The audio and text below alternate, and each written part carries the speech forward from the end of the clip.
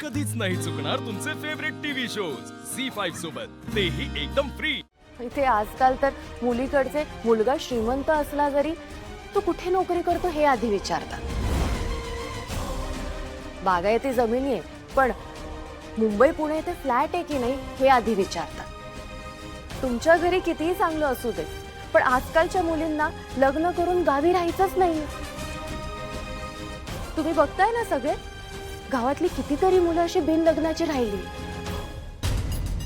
आपल्या मुलांची लग्न ठरावीत म्हणून रोज आई वडील त्यांची चपला झिजवतात, कुठल्या ना कुठल्या देवाचं नवस फेडतात। डॅडी मी तर म्हणते जे झालं ते योग्यच झालं बघा। नाही म्हणजे आपल्याला नात्यातल्या नात्यातच तेजू मिळाली, नाहीतर शत्रूला नोकरी नाहीये म्हणून समोरच्या मुलींनीच नकार दिला असता तर या निंबाळकर घराण्याची काय इज्जत राहिली असती हो। तेजूने होकार दिला म्हणून या घराची इज्जत आणि मुलगी शोधण्याचे श्रमही वाचले बघा। आणि त्यात हे असं लग्न आयत्या मंडपात झालं, खर्चाशिवाय। मला असं वाटतं की हे लग्न झाल्यामुळे तेजूपेक्षा तर आपला शत्रूच जास्त फायद्यात ठरला, हो ना? म्हणून या सगळ्या रीतीभाती तुम्ही मनापासून कराव्यात अशी माझी इच्छा। आणि सूर्याच्या घरच्यांना म्हणजे माझ्या सासरकडच्यांना तुम्ही खुश केलं पाहिजे, हो ना डॅडी? बरोबर बोलते ना मी? बरोबर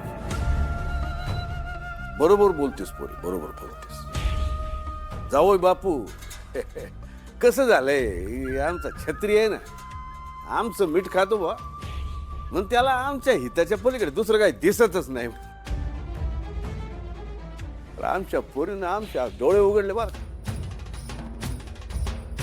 काय बोला बोला, काय पाहिजे तुम्हाला, बोला काय पाहिजे। डॅडी तुम्हाला मनापासून जे देता येईल ना ते तुम्ही द्या, आम्ही तुमचा मान ठेवू। कारण माझा नवरा खूप स्वाभिमानी आहे, असा तो समोरून कधीच नाही मागणार। 3 लाख मागणार नाहीत पण आम्हाला आमचं कर्तव्य पार पाडलं पाहिजे का नाही? हा ऐ छत्री हे घे आणि जावई बापूंसाठी कपडे आणि छानशी अंगठी घेऊन ये।